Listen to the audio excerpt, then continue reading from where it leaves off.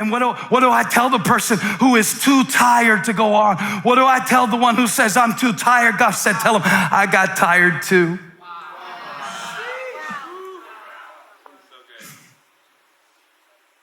Jesus sat down in Samaria. That's where. To talk to a woman. That's who. Asking for water. That's what. But why? Because he was tired. Because he was fully God, fully man.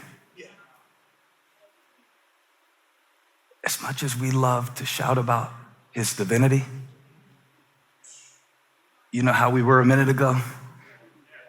When I was setting you up about the great I am, just to bring you back down so you could know that the same God who created you, who was strong enough, who was powerful enough. Everybody thinks Jesus was weak. Raise your hand. Maybe being weary doesn't mean you're weak. Jesus, tired. Why was he tired? I didn't say who was he tired of. We already know it was Peter. Come on, Peter's fighting you at every turn, cussing and stuff in front of the press, having to bleep Peter out, you know. I know he was tired of the Pharisees. He couldn't wash his hands or not wash his hands. They followed him to every bathroom, every dinner. I know he was tired of them, but it says he was tired from the journey. Thinking about Jesus' journey, you know. They walked everywhere. No Uber. No Uber Jesus, Uber Christ, Uber Savior. 3-day walk from where they were baptizing through Samaria. Straight through was the shortcut, by the way. The direct route is sometimes the divine route.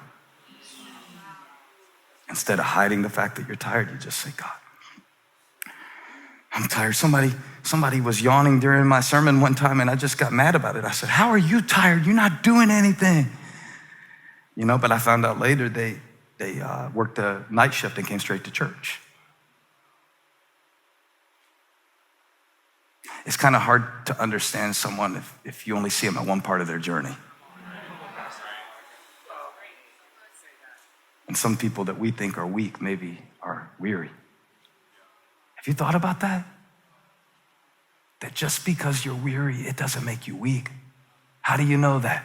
Jesus, I am the light of the world.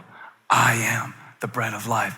I am the resurrection. I am the door. I am the shepherd. I am the true vine. I am the way.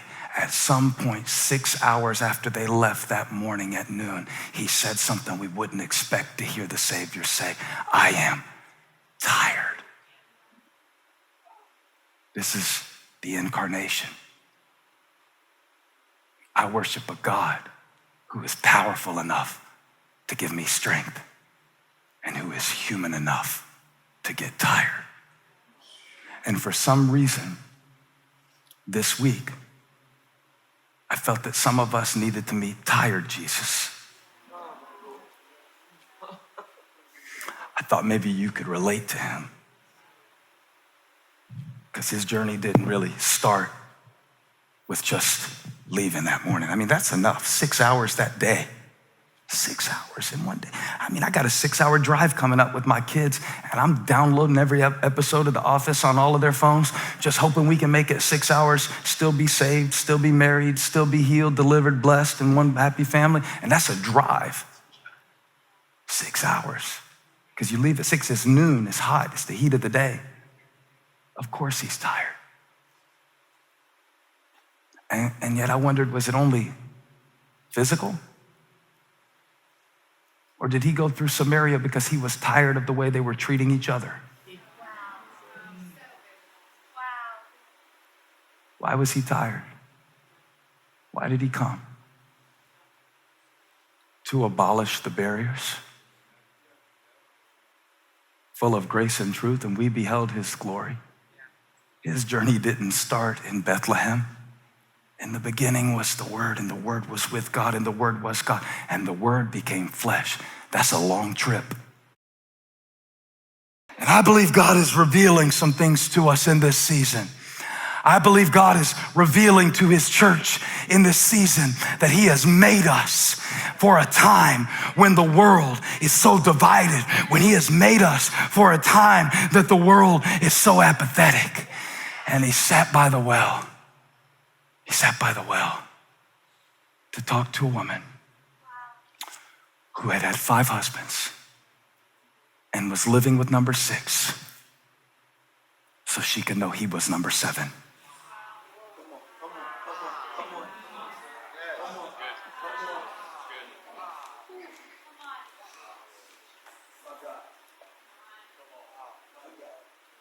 On the first day, God worked. On the second day, God worked. On the third day, God worked. On the fourth day, God worked. On the fifth day, God worked. On the sixth day, God worked. What did he do on the 7th? He sat down, not because he needed rest, but because she did. And that's what I love about a God who will not only fight for me and walk with me and talk with me, but God said to tell you this week, he is the God who will come through 41 generations and go through Samaria just to sit with you. Just to sit with you. Sit with him for a minute. He might show you something that is within you that nobody else noticed. This woman had been passed around like the jar that she carried to the well that day. She knew what it was to feel used. Did he sit down at the well that day because he was tired? Or because she was? You tired of being used by people? You tired of being manipulated by people? Sit with me. Because I'm not seated where you're seated. When I sit with him, he has seated me with him in heavenly places, far above every ruler and principality. You say, I'm tired. God said, me too. I'm tired of seeing how people treat one another too. I'm tired of the injustice too. That's why I came in the form of a man, so that I could be what man could never be. I came to hang on a cross and say, it is finished, so that you can rest. I know we got work to do. But can we sit for a minute? Can we just sit with him for a minute? By the well that will never run dry. Some of us passed E a long time ago. The tank has been empty a long time. So God says, I want you to sit with me.